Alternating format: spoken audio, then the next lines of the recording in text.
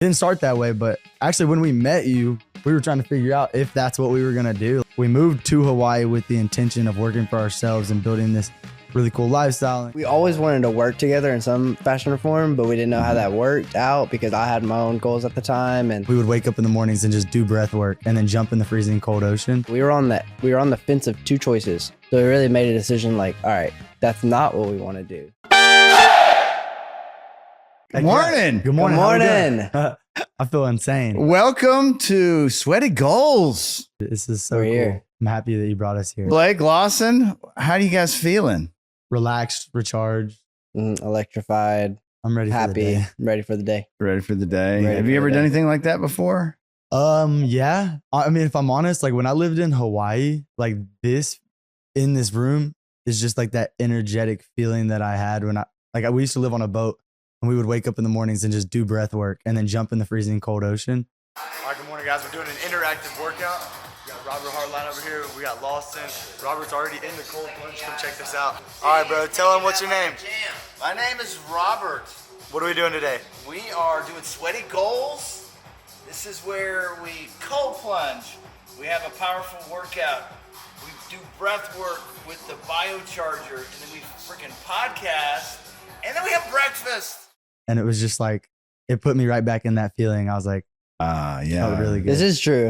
We did used to live on a boat. Now this is a little bit more personal. You got the setup here. That's all Oh, this I'll is say. sick. Yeah. The setup. Yeah. So tell me, status 10.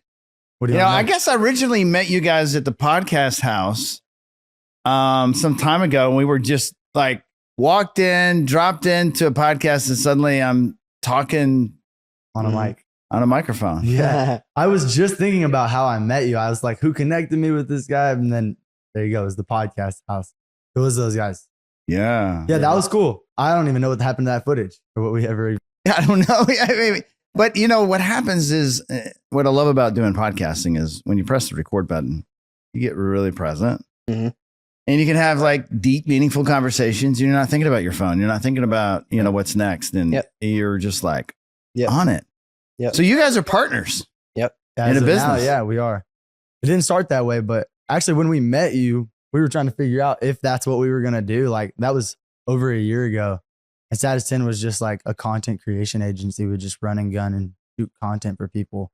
Mm. Obviously. Yeah, I didn't join until recently, Yeah. in the more recent months, and I think it was something I always knew. We always wanted to work together in some fashion or form, but we didn't know how that worked out because I had my own goals at the time and my own life path, and then it just got, God's plan is like freaking perfect, dude. And it's like I had to go through certain things. He had to go through certain things alone to just his business adventures, and I had to go through my life adventures for a minute, and it all ended up being perfect at the end of the day. Mm. It's weird because I knew like for some reason Lawson wasn't gonna get in the beginning. I just knew that I kind of had to prove it to him that like what we were doing would work, and it took over a year or more actually for him to say, all right, I think this is the move. Let's go all in on this. And that was like 3 months ago. Yeah. I mean, it's scary to start something new. It is. And but you guys have experienced working for somebody else. Mhm. And what about working for someone wasn't for you? Oh gosh. You go first. Being like having like a boss above me, that's one. Not being able to create my time, and I know and now it's funny that I say that. It's like I used to think that I had no time, but now as an entrepreneur, it's like you really like all your time's gone. Like something new is always coming up, and you can pick and choose your time, but like you work every single day. Yeah. And beforehand, I was working 5 days a week or 4 days a week and whatever. So another thing is like just being told what to do. I don't mind instruction. I actually like instruction. I'll take instruction. But when it's like fry this fish or this is how you do the oven or whatever server type job, it's like, oh God, no, get me out of here. I'll run. Yeah, I've never liked jobs. I literally have worked like 2 jobs in my life, and one of them I worked for probably a day. And then the next one was when we were again back in Hawaii. And I'll never forget it because we moved to Hawaii with the intention of working for ourselves and building this really cool lifestyle and capturing the content. And it just like took me away from the present moment and doing what I wanted to do. and I was only like focused on everybody else's. Well, tell me about that journey. What inspired you to go to Hawaii and go down that path? Well, actually, we actually had a guy. So we were on the fence of two choices. One was go to Africa, Yeah, to Africa with these two influencer guys. They were gonna fly us out there. They were gonna like basically fund us, basically, and we were just gonna be like videographers for them. And so that was one decision. And then, We were doing that actually. and that yeah, was we like, were literally gonna do that. going to do that. But then we really took a step back and we're like, okay, if we walk into this, what are we going to be doing? We're literally going to be building somebody else's life once again. And that's like what we've done for literally like a year at that point. We were literally helping we weren't focusing on our own personal brands. We were building other entrepreneurs' personal brands for them. And so we really made a decision like, all right, that's not what we want to do. Let's go to Hawaii and like create this for ourselves. And I think We didn't even have a plan. No. We had $1,000. Yeah. We bought plane tickets. That left us with about $400 in our bank account. We paid first month rent on a boat that cost us $800. So it was $400 each out of our own pockets. And we got there with no jobs, no vehicles. I was there with $1,000 less. It was insane. And our boat didn't have a bathroom. Our boat didn't have a kitchen. Our boat didn't have a bedroom. He slept on the floor and I slept on the kitchen counter, or on a counter, not even a kitchen counter. There was a sink. So how'd you make money? We literally found a job right here at this place called the 604 restaurant. And it was like right off of the dock. And We so were that was bussers, it. That was like bro. one of the only jobs I've ever worked. We were bussers. It was horrible. Bussers. Oh my Horrible. gosh. I'll never forget It was the most prettiest view ever. Oh yeah. But It was right on Pearl Harbor. but it's like we were I was miserable. I was miserable in paradise. Every day we woke up saying how much we wanted to leave and how much we wanted to leave and how much we wanted to leave. And And you were in like paradise. I was though, like what happened is I left to go do a videography shoot. I came back and I met my now fiance Madison. At the time, I was sick and tired of the way that things were going in Hawaii. I was like, we moved here with a goal and it's not going the way that we want. And he had met his own little friend group out there, and I'd kind of met like up with some people, and it just kind of created this division. And I was like, no, this isn't what I want for life. And I bought a plane ticket home to live with my parents and go right back to square one. And at that point, I hadn't been living with my parents. We had been traveling all throughout the states, from Texas to California to Atlanta to all these different places. And then I just decided one day, like, I'm going to go back and start this business. And that's really when Status 10 started, was because I was sick and tired of working at that restaurant in Hawaii, chasing a vision that didn't work. Other things, did e-com, we did. Yeah. I started a drop shipping store. It was literally like a little metal lint removing product. Sent it to all my friends and But family. it's the start. It's like Yeah. it's like I said over there, I'm grateful for failure, because it's like every single failure, you're only defeated by failure if you quit. Like you kept saying today, don't quit. That's the only way you can I truly mean, you fail. guys have so many opportunities Mhm. to choose from. Mhm. That's the hard And you could literally learn anything in a minute. Mhm. And so you really do get to choose your own adventure. Mhm. Like you don't have to do what everybody, And you know. over there, when we were doing the breath work and doing the visualization, you said, who do you want to be? And I could not sit but think about jumping out of a plane and freaking surfing, and like literally like that was like at the end of the day, like that's the feeling I want to feel. And then I felt like love and like my kids and stuff and all that. But like that's like later down the road. Like, who do I want to be right now? I want to be a young, adventurous guy living my life to the most like maximum potential right now. Mm. And everything that like, I don't know, it just like it starts here. Like this is it. Like it starts right here, right now. Doing the podcast, taking the opportunity, taking the risk. That's why I chose the word freedom this year. It's just because of that same reason. Like, I feel like it's easy as an entrepreneur to get imposter syndrome. Like you said, there's so many options to choose from. And I feel like I like to use this term shiny strategy syndrome. And it's like you have all these different strategies and things that you can pick from. But usually the answer is to just choose one and stick with that one for a period of time. Yeah. Well, that's Yeah, why if you do what consistency. you love, it will work. Yeah. It really will work. Figure out what you love, figure out what the world needs. And You know, you guys came to my little 10X workshop, and you made an impact to the group because you guys were the youngest people there. And everyone was kind of like intrigued with your level of maturity and energy and positivity that is refreshing to see from people that are much younger. And he was like, man, I got to get these guys to check out Sweaty Goals, get on the podcast and have this conversation, because there are a lot of you that are maybe disillusioned that like things are really bad and things are just, I feel this overwhelming optimism right now that is just amazing. And this new energy that I see you guys are putting in Status 10, what do you want out of Status 10? I will say for Status 10, like it has been such a learning process trying to figure out what I want. Especially like I started this a year ago and he came on within just like the last 3 months. And I'm so grateful because he's really helped me kind of figure out what I want. We sat down and before we went head first, because I had a system that would pay us tens of thousands of dollars and we could have leaned totally into that and made a lot of money. But when he came in, we kind of sat down for probably a month or so and just really asked ourselves, like, what are we building? What do we want? What's the long-term like vision? And both of our words this year was freedom. And I think ultimately I want to build something that gives people the opportunity to learn and grow in their personal brands, give them the knowledge that I have without having to sacrifice my freedom.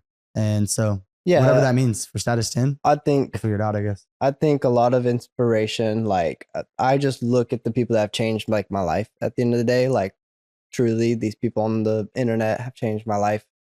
Iman Gandhi or Jordan Welch or whoever, like these younger guys, right? They've truly changed my life. They showed me that it's possible. They've inspired me. So one, I want to do that through content and documentation. Another thing is like, I want to change like how entrepreneurs like experience the world. Like, that's really, really cool to me. Like whether like we have this thing, it's in the works, it's not here yet, but definitely putting a whole lot of thought into it. Luxury access, and I can't say too much about it, I don't think, but that's going to be cool. It's literally like, I'm talking like change the game for entrepreneurs. Like, let's just say this, Status 10 is going to evolve for a long time. Yeah. Right now it's a certain thing. It's personal branding. It's inspiration. It's definitely helping a certain specific niche, but we'll never get out of that. Let's just say, we're always going to have that avenue. That's, the origin of Status 10, but ultimately the brand is Status 10. The goal is to help people achieve the top tier status. And we want to give them access to status as well through private properties and planes and cars and watches and being able to rent those things out. So I think ultimately we're leaning into the personal branding, the digital marketing, stuff like that to really fund our long-term vision, which is, rental properties and real cars estate, and jets. basically brokeraging exotic and luxurious experience and items. Well, so tell me the types of people that you've helped build the brand and what kind of success did they get? Gosh, we've worked with a lot of people from like coaches and consultants to artists. Yeah. Like entrepreneur artists. Honestly, a lot of entrepreneurial people. Yep. But we got a guy, his name is Arturo, and we talk about this guy a lot just because he is our greatest success story. But met him, he had 900 followers, and now he's got 120,000 followers, and he does hundreds of thousands of views on all of his videos, and he's generating millions of dollars through his personal brand, which is just what's really crazy about this guy is that he went from a guy that was like not known, like literally sitting in his house in Hendersonville, taking sales calls in Hendersonville with his kids and his wife, to started working with Blake, started working Status 10, and totally like 180 of a life shift. He's up in the Greatness Factory every single day, talking to like he built $1 million house this year. Yeah, multi-millionaires, literally running on stage with like 100,000 people in the crowd, 30,000 people. I don't know how many. How'd you meet him? But you know what I mean. Just a lot of freaking people. How'd you meet him?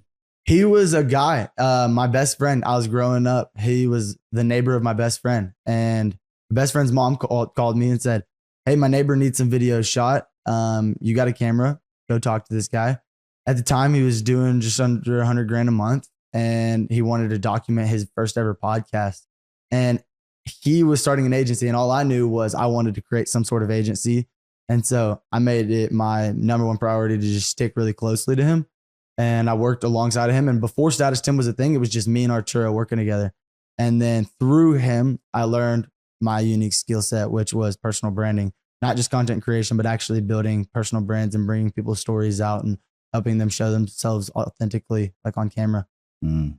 And so I think that's really how Status 10 started. Mhm. I honestly will say I have no in particular vision. I like to ride the wave and I like to move with intention, but I just like to help people and do what feels right. So if Status 10 becomes $100 million marketing agency 10 years from now, then it does. Or if it becomes just a rental car company, then it does. I would say. Can I challenge you a minute? Of course. Because your vision is your energy. Right. And you don't have to know it right away, but just the sheer like playing in the universe with your eyes closed and just imagining something like in a place, an event, could be incredible energy for you to really lean into. Like mine is when I think about turning 60, I'm 50. When I turn 60, I want to be in a hangar. I have my jet. It's my birthday. And because my goal is to help 100 entrepreneurs achieve their 10-year vision, I want to have people that I'm helping come on stage and tell me how their life has been shifted and expanded.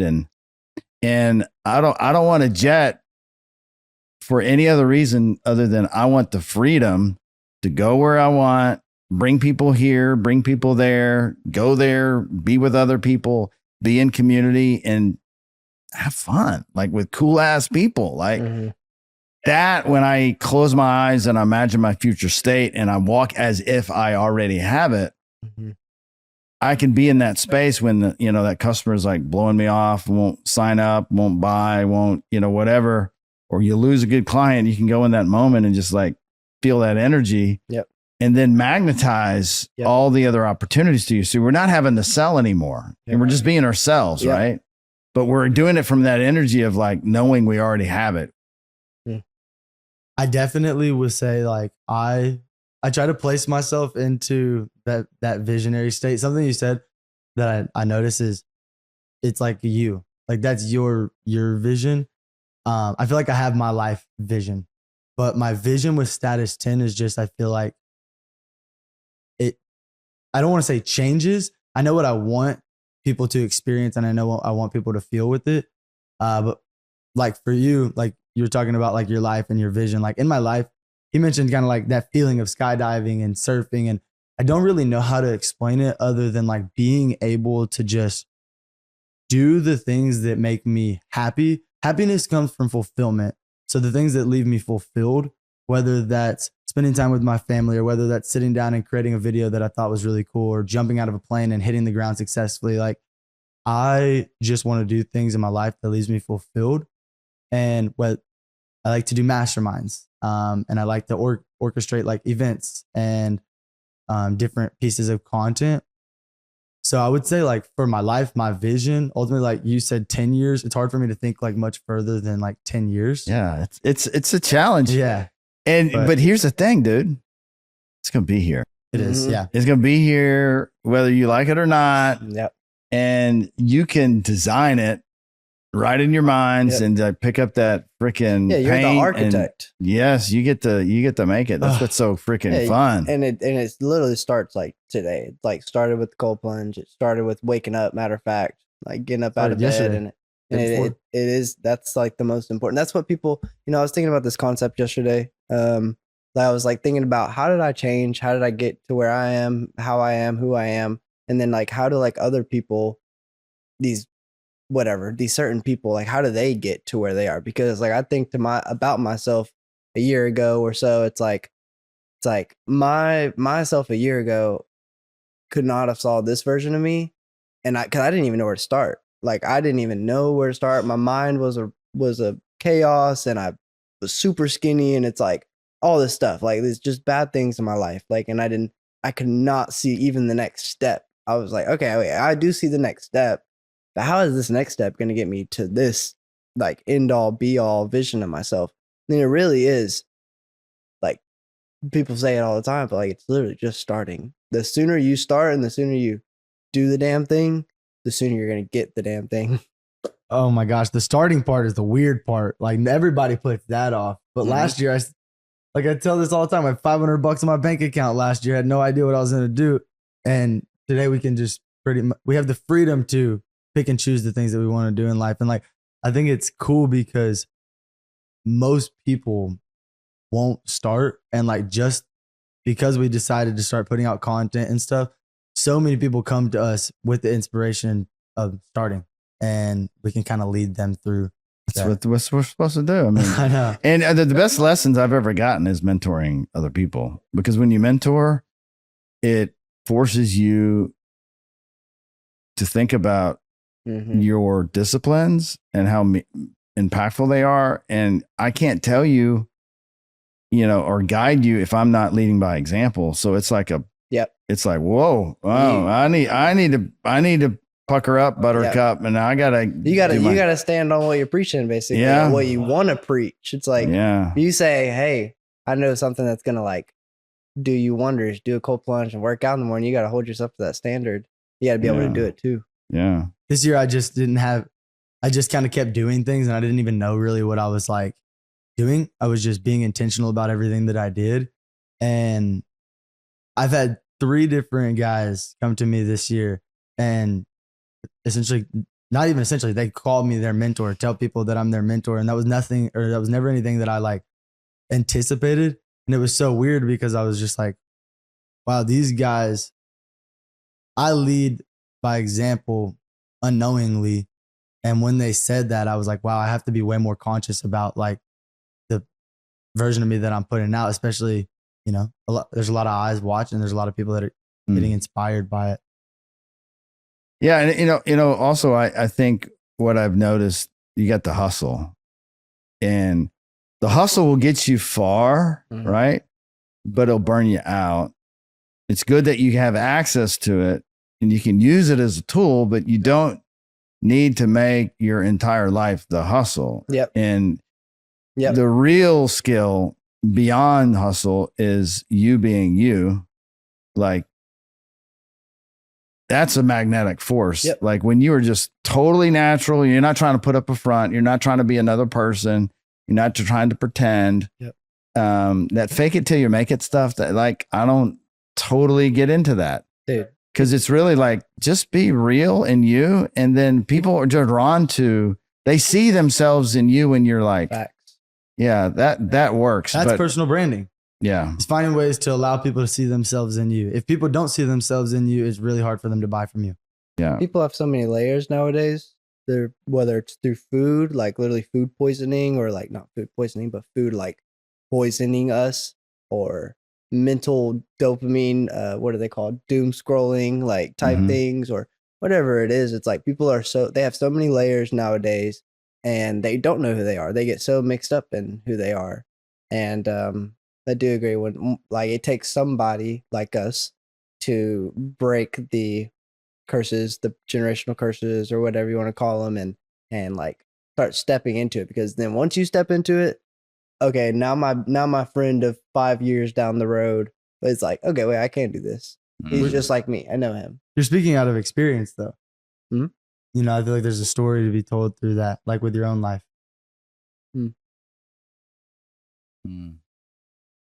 Good one. So you guys are partners. So tell me what role each of you play in the business.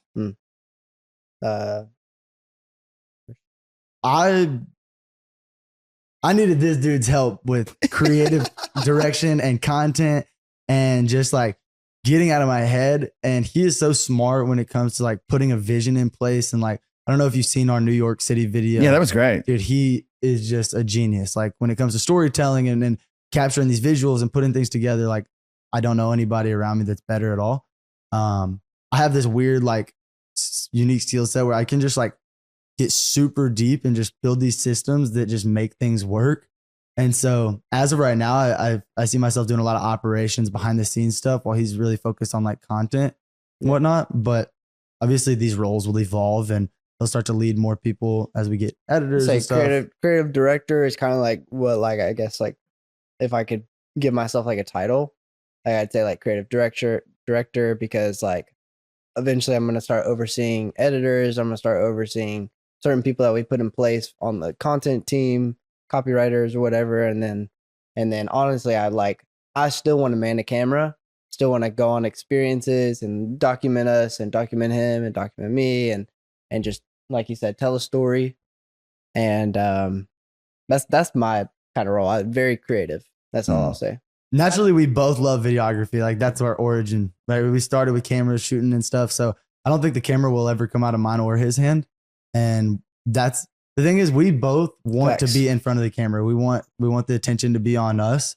So we were like, why would we both build separate businesses when we're both wanting to be on camera and we both want to drive the same points home?